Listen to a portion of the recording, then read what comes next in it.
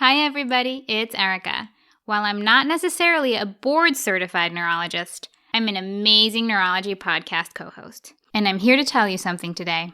I've heard the neuro boards are tough, but they don't have to be. The University of Pennsylvania offers a stellar board review course for first-time test takers and recertifiers that you can access online or in person in Philadelphia.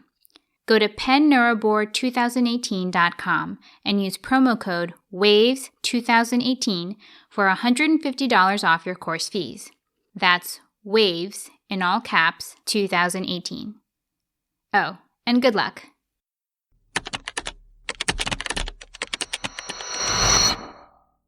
Hey listeners out there, Jim Siegler here for Brainwaves. This week on the show, in our Teaching Through Clinical Cases series, we'll be discussing the case of an under-recognized neurologic manifestation of a pretty common illness. Spoiler alert, in case you couldn't tell from the title, the patient's problem begins with an infection, and it goes from there. Joining me in the studio this week is Dr. Kathleen Murphy. I did my internal medicine residency here at Penn and then am a first-year infectious disease fellow.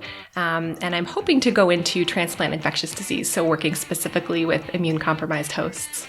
Any particularly memorable cases from residency when you and I were both at Penn? I had a case of strongyloides hyperinfection syndrome, which is a parasitic infection that came out in an oncology patient who had been exposed to chemotherapy and steroids, and it was quite dramatic and made me think about all the things that people can get when they're traveling and then exposed to immune suppressants. So, where did they go? I think that he was from Liberia originally and had been in the U.S. For a couple of years. I'm going to Belize in a couple of weeks. Taking Liberia off the list of places I might go one day. I guess just don't go outside. Is something, but don't go outside. Yeah, wear mosquito repellent. Okay, that's fair enough. Kathleen's new to the Brainwaves podcast as a contributor, and now I'm excited to say as a listener. I have listened to a few of them. I listened to Jason's, I remember. Jason Maley's episode from 2016 had to do with the really unusual infectious neurologic complications of eating food at Thanksgiving. Oh, I forgot you guys went to that school together. Yeah, he's like an old soul. Yeah, we were both at Tulane together. And yeah, Jason is like an old soul. Anyway, we're not here to talk about Jason. I asked Dr. Murphy to join me on the Brainwaves podcast to discuss a clinical case. With her background in infectious disease, I thought she could help out with this one. Well, here it is. So the patient in question is a 27-year-old guy who presented with 1 day of fevers and confusion back in January. We'll just say it's January for the sake of this case. He has no relevant medical history. He was feeling well in the days prior without any unusual exposures. No recent travel, hasn't been to Liberia, no change in his diet or any change in his activity. He had recently received a flu vaccine about 2 months ago, and he only took Claritin for seasonal allergies. He lived at home with 2 dogs and his male partner, all of whom had been well in recent weeks. His partner brought him to an urgent care clinic in Pittsburgh where they live, telling the nursing staff, he's the kind of guy who never gets sick. And while he was in triage, he experienced a focal seizure with secondary generalization, lasting 2 minutes, and he was treated with intravenous lorazepam. He was brought to the ED for further evaluation, and Kathleen, you were asked along with the neurology service to weigh in on the case. His vital signs on admission were fever of 102, pulse was 110, it was regular. The blood pressure was 138/90, and his oxygen saturation was 97% on room air. A head CT and some basic labs were pending. So let's start with kind of a framework for the case. What pieces of history immediately jump out to you, and how does this kind of drive your approach to managing this patient? I think as I approach a case like this, I'm sort of thinking about what are the essential elements to define both his clinical syndrome and then also what aspects of him as a host and his history can kind of guide my differential and management. So I would think initially his clinical syndrome is one of a fairly acute febrile illness. He's only had symptoms for about a day and definitely has a documented fever in the ER. And it's associated really in terms of signs and symptoms with confusion and seizures that are witnessed in the ER, but not really any other systemic symptoms like cough, GI symptoms, things like that. So I would sort of classify this as a CNS infectious process. And again, signs for something like an encephalitis can be fairly nonspecific, but we classically think of fever, headache, mental status changes, and any focal neurologic signs as common, with either a spectrum of meningitis to encephalitis.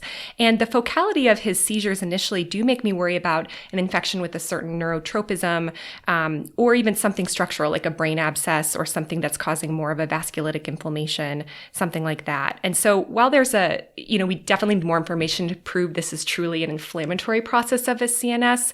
Because of the morbidity and mortality associated with CNS infections, that would definitely be sort of on my radar right at the start and would kind of lead to sort of more rapid evaluation and management of him.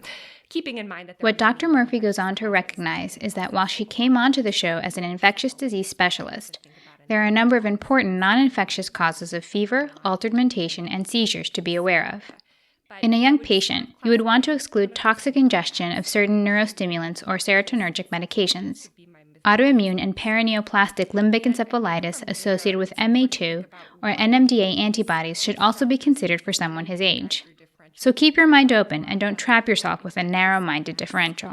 And in thinking about framing him, one of the most important things when I initially read the case is that he's 27 and he's essentially what we would say presumed immunocompetent. So this case would definitely change if it was someone who'd been on high doses of steroids, who had either iatrogenic from our medications or another immune deficiency, something like AIDS. That would really change the case. And so it's important to always think about someone's immune status when you're thinking about the CNS and any infectious risk.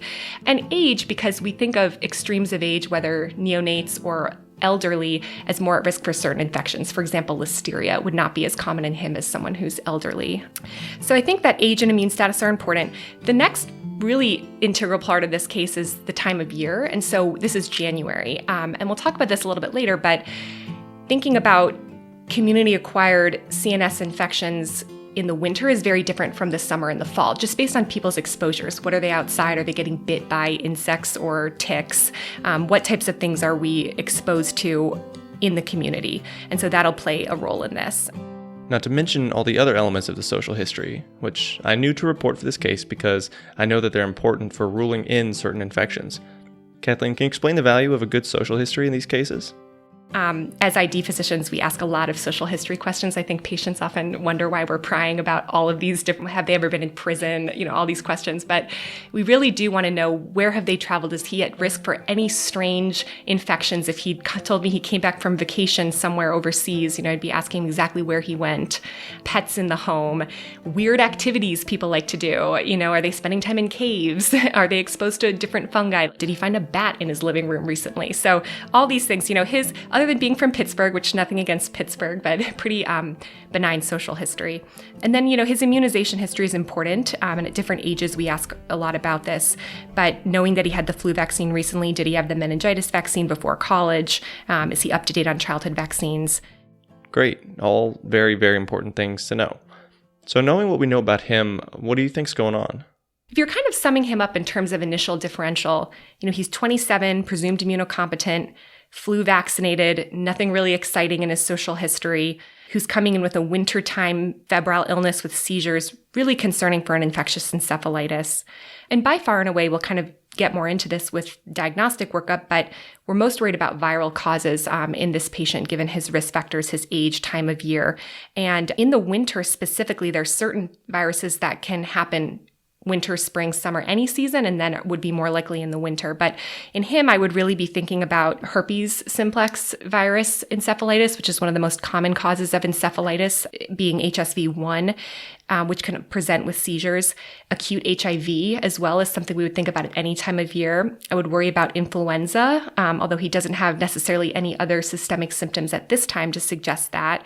And then based on other symptoms that he had, things that are more common to cause encephalitis in the winter would actually be things like measles or mumps. So if he told you he had parotid swelling or rash, that would kind of change things. And then there's other viruses that we think about more in immune-compromised patients that can happen really at any time of year.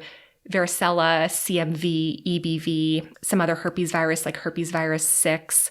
And then you'd really think about his exposures too. So if he said he'd been cleaning out his basement and he found a bunch of mice and was like dealing with their urine and feces, you might think about something like lymphocytic choriomeningitis virus. So that's why, I mean, there's a lot of possibilities in a patient like this, and you really go based on their host risk factors. So for me, kind of top of my list would be HSV, HIV, influenza, and then I would at least cross. Not to mention all the bacterial, fungal, or even parasitic causes of meningitis or encephalitis. Although fungal and parasitic would be very unlikely in this fulminant case, without any obvious risk factors. The caveat with this case is that while I'm worried about more of a viral encephalitis, you have to be worried about acute bacterial causes of meningitis. In someone his age, even if appropriately vaccinated, the most common bacterial causes of meningitis would be Streptococcus pneumonia, 58%, Group B strep, 18%, meningococcus, 14%, and Haemophilus influenza, 7%. Mortality rate for acute bacterial meningitis in U.S. adults is still about 15%, so testing and treating for these conditions, even when lower on your differential, is recommended by the Infectious Disease Society of America, the IDSA. One thing about this case, which could paradoxically make it more challenging, is that he's got no major risk factors or any pertinent exposures. There's no smoking gun, no bat in his bedroom, no rats in his basement, and other, perhaps more pertinent negatives could be that he has no history of cold sores. And I find it interesting that HSV-1 encephalitis still remains high on your differential. Why is that? Yeah, so, we think about more of like a Mulleraise meningitis or that type of picture presenting with HSV-2, for example, and that's very classically associated with genital ulcers. But with HSV-1 encephalitis, I've seen that in patients even without active cold sores, with the viruses in them. We think about risk factors like steroids or something making someone maybe more prone, but they don't need to have sequelae of kind of active lesions for that to be a risk factor. Good to know. So we've got a good start on the case, and let's get to some of his clinical data. His basic chemistry and liver function were normal. CBC showed a mild leukopenia of 1.9 and a thrombocytopenia of 120. ESR and CRP were elevated, 82 and 65. HIV antibody testing was negative. The patient undergoes a head CT, which is read as grossly unremarkable. Urinalysis is normal, and urine toxicology is negative. A chest X-ray is performed, and it shows diffuse alveolar opacification in both lung fields. A nasal swab for influenza is performed, and it confirms Influenza A. Next, the patient is prepared for lumbar puncture. As the CSF is removed from the spinal needle, the fluid appears clear. Protein is slightly up at 62, and there were 23 white blood cells, 65% of which were neutrophils. So, knowing these data, what specific studies would you send from the serum and the CSF? Sure. So I think that, it's really important to have the information from the positive flu swab. And what goes along with that would be his chest X-ray with sort of this diffuse alveolar opacification. And so, you worry about a respiratory pathogen, particularly a virus, given the diffuse nature. And that could definitely explain some of his mental status changes. The fact that the head CT has no focal abnormalities, with the caveat that MRI imaging would be much more sensitive for any type of signal abnormalities related to CNS infection. But I think that's important. Also in terms of safety of completing his LP. His mild cytopenias, including the leukopenia, definitely could fit with a viral process. And we might expect more of a leukemoid reaction and a high white count with a bacterial process. But this has been noted with flu, HIV, and HSV systemic infections, sort of these type of cytopenias. So definitely would fit with a viral process, and in particular influenza. What do you make of these CSF results? So we sort of see a mildly elevated protein. Normal would probably be like 40 to 45, so it's mildly elevated. There's a low level white count. In typical fulminant acute bacterial meningitis, you're going to see more like, over 1,000. Mm-hmm. And interestingly, I used to think that a neutrophilic predominance was sort of more definitive for a bacterial process, but actually early on in viral meningitis and encephalitis, it can occur that it's more of a neutrophilic predominance. So he's coming in with like a day of symptoms. So this definitely could still fit with a viral process, including influenza. Mm-hmm. And I think that, really with all of this information, it would potentially fit with a diagnosis of influenza encephalitis, which we see clinically, although is fairly uncommon and maybe underdiagnosed in adults. Yeah, so I want to comment about how underdiagnosed I think it is. Patients come in with influenza and they feel groggy, they feel fatigued, they have these systemic complaints, but rarely do I ever see somebody on the neurology service or on neurology consults who come in with, seizures or, meningeal signs. And how often would you say that you see this?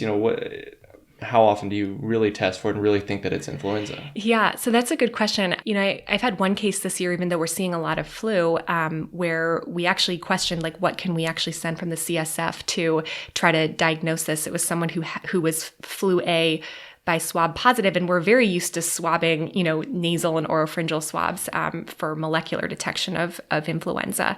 And in this patient, that's definitely helpful, but it's Unfortunately, assays for detecting influenza in the CSF are not commercially available, so you're stuck with relying on your clinical diagnosis and the nasal swab.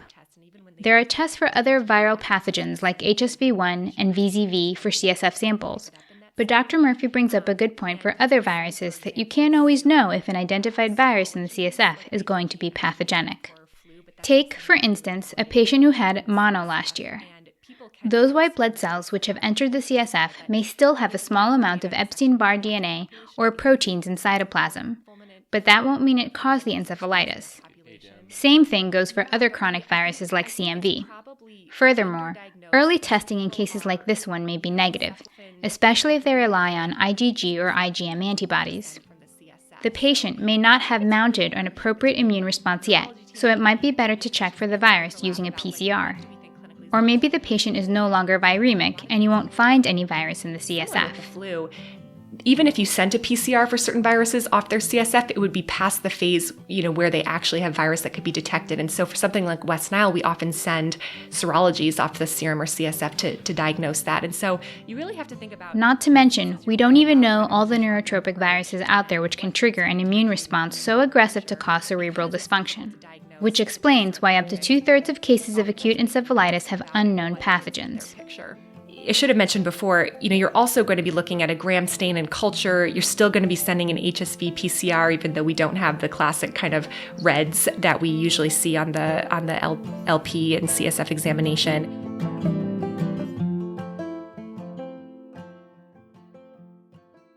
The results of the CSF studies and how this patient was managed in a minute when our show continues.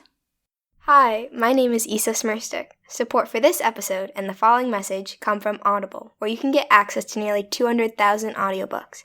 I recommend The Ghost in My Brain, How Concussion Stole My Life, and How the New Science of Brain Plasticity Helped Me Get It Back.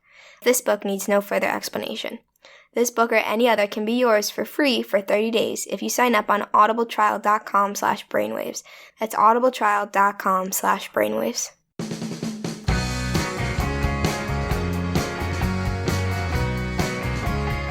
Kathleen, since you and I were both interns at Penn, there's been a shift in the way that we diagnose some of the common infectious diseases. We're moving away from these more culture-based assays to some nucleic acid and peptide-based detection methods. Very briefly, can you talk about some of these newer tests?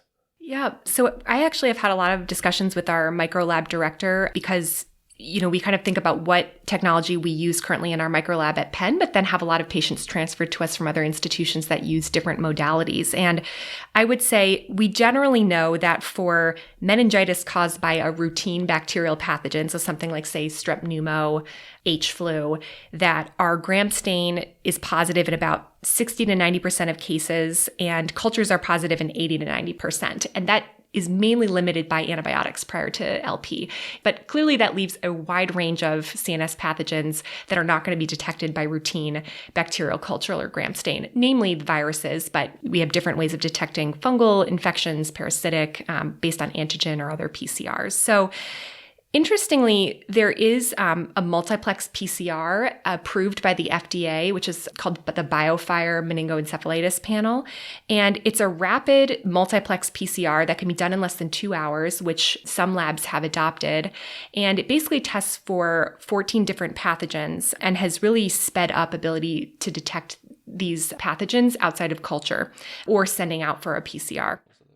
These pathogens, as you might expect, would be the most commonly encountered and treatable CNS pathogens. The test covers pneumococcus, meningococcus, H. flu, Cryptococcus neoformans, and Gotti, E. coli for your infants with meningitis, enterovirus, and several herpes viruses. And the value of this test is that it delivers rapid results.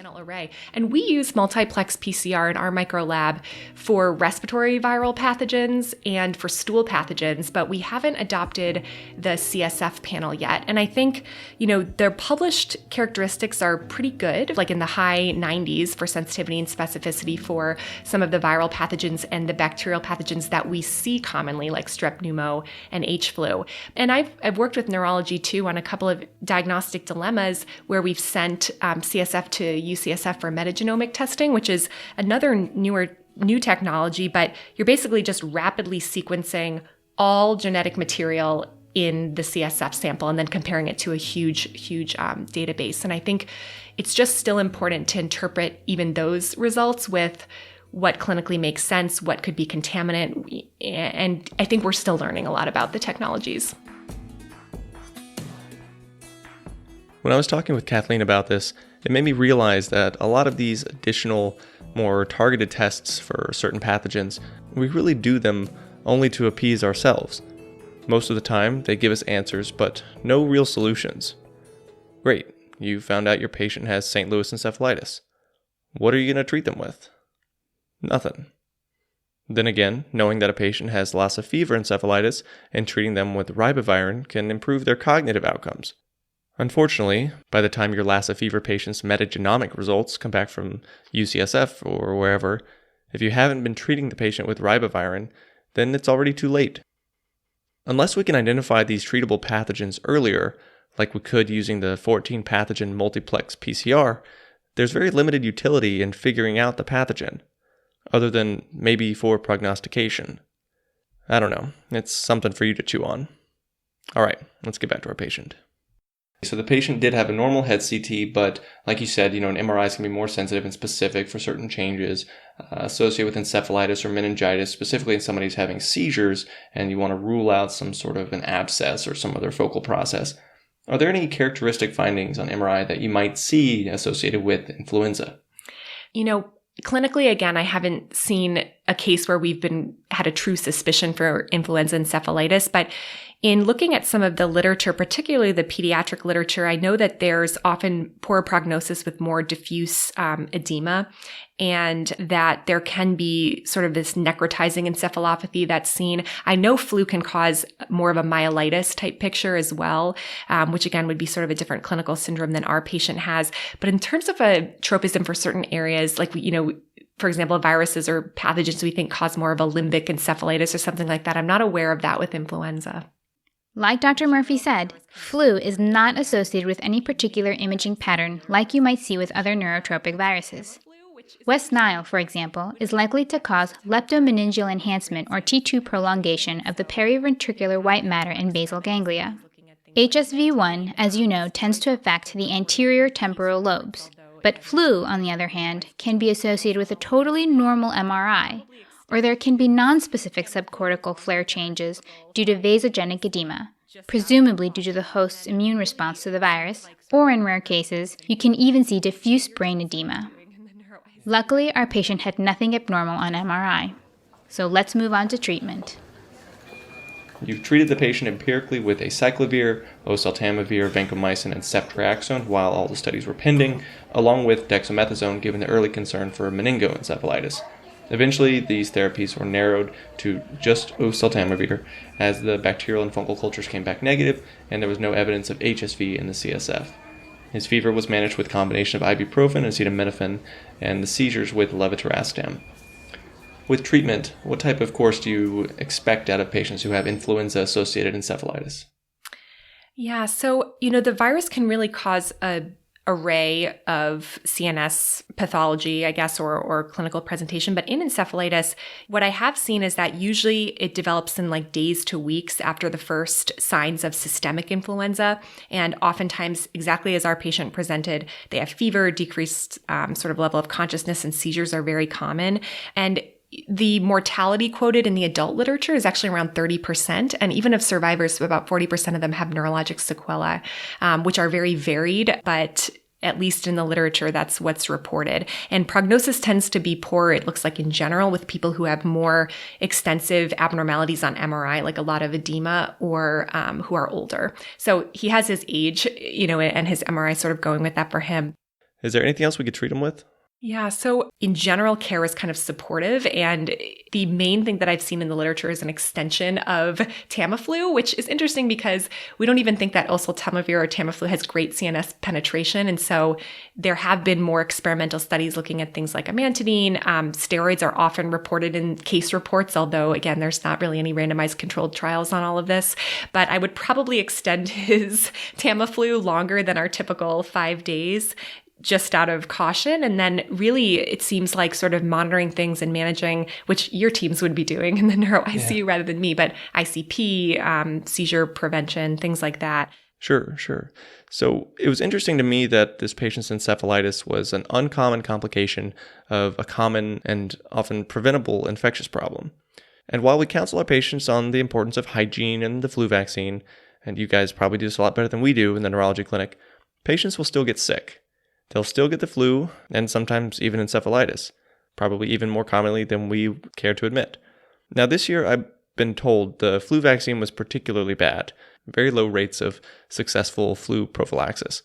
Can you tell us about how the flu vaccine works, or how it should have worked in this patient, and what it means that this patient got really sick despite our best attempts? Yeah. So first of all, we do recommend the flu vaccine wholeheartedly as the ID community for everyone who's eligible. And, we sort of have estimates throughout the season, and then we have more of an epidemiological sense of how well the vaccine did at the end of the flu season, which, by the way, can extend well into March. So we're quite in the thick of it now. And last year, the flu vaccine at the end of the season, so for the 2016 to 2017, was like 41.7%. And when we think about the flu vaccine, a group of very knowledgeable people choose the strains that are included based on their predicted models of what will be in the community for the year ahead. And so this year's Without trying to make things too complicated, this past year's flu vaccine had an H3N2 Influenza A strain, which is one of the more common and severe forms of flu in the U.S. But the vaccine didn't seem to effectively protect patients from this strain. There are two other strains, an H1N1 and an Influenza B strain in the standard vaccine. Immunocompromised patients get a fourth strain, a tetravalent vaccine. But like Dr. Murphy acknowledges, this year's vaccine had a low efficacy, only at about 38% prevention. And we are seeing higher numbers of hospitalizations and incidents of the flu, actually really the highest we've seen since like 2009. So this is a particularly bad flu season, and this is kind of a timely discussion. And we still recommend that people get the flu vaccine, even if it's only 30 to 40% effective, especially if people are more at risk, extremes of age, things like that, but really for everyone.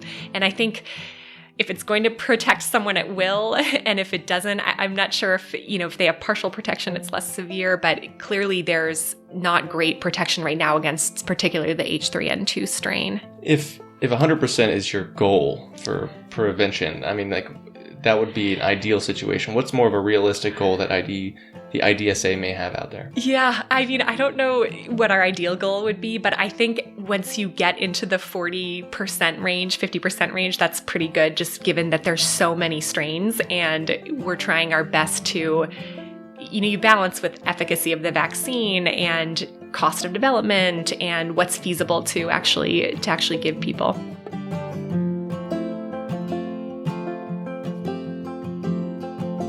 No, it was interesting. We've seen a lot of flu this year, and in patients who have been encephalopathic or pretty altered, I've wondered about this diagnosis, and we don't LP everyone who comes in. But in reading, it really makes me think about it, because in some studies that have asked the question of people with clinical flu, whether that's clinical diagnosis or a nasal swab, who have had some of these more research-based assays, they found up to 8 to 10% of patients with concern for CNS involvement. And so I wonder, as our diagnostic strategies get better, or if we think about patients in that way, if we do miss cases. Although I will say right now, the change in management from knowing that is probably not as important in the case like this. Yeah, I guess it wouldn't surprise me that the rate of CSF confirmation of encephalitis in patients with flu is so high. So we're getting to the end of the case today, so I'm just going to wrap it all up. Our patient had a decent stay in the ICU for seizure monitoring, for fevers, and for fluctuating mental status. He was transferred out to the floor after a week and then discharged to inpatient rehab after 3 weeks. He remains on levetiracetam for seizure prophylaxis with the plan to taper after 3 to 6 months. His affect remained a little blunted, but otherwise his neurologic exam was non-focal. In traditional neurology lingo, we remain cautiously optimistic that he'll improve. But like you said, this is a disease with a high mortality rate, upwards of 30%. And he does have some good things going for him. Normal MRI, young age, and good pre-morbid status. So I guess we'll just have to wait and see. Thanks so much for coming onto the show to comment on this interesting case, Kathleen. Really appreciate your help. Thanks for having me. Again, that was Dr. Kathleen Murphy, an infectious disease fellow in Philadelphia. For more information and some interesting neuroimaging features of influenza-associated encephalitis, take a look at the blog entry from this week at brainwaves.me. Also, as a reminder, if you're taking or you're retaking your neurology boards this year and you need a little bit of a push, go to PennNeuroBoard2018.com and check out the 15th annual Penn Neurology Board Review course. It may seem a little pricey, but it's totally worth it if you don't want to have to retake that nearly $3,000 test. And you can get $150 off for signing up if you use our promo code WAVES2018. That's WAVES in all caps, 2018. The episode this week was produced by me, Jim Siegler, with the assistance of Dr. Kathleen Murphy. Much of the content was also reviewed by Dr. Steve Gluckman, an infectious disease specialist. Music was courtesy of Hyson, Jazar, and Josh Woodward. I'm Jim Siegler here in Philadelphia, and I'll talk to you again soon.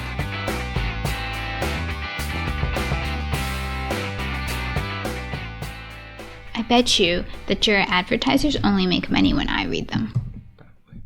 Mm-hmm.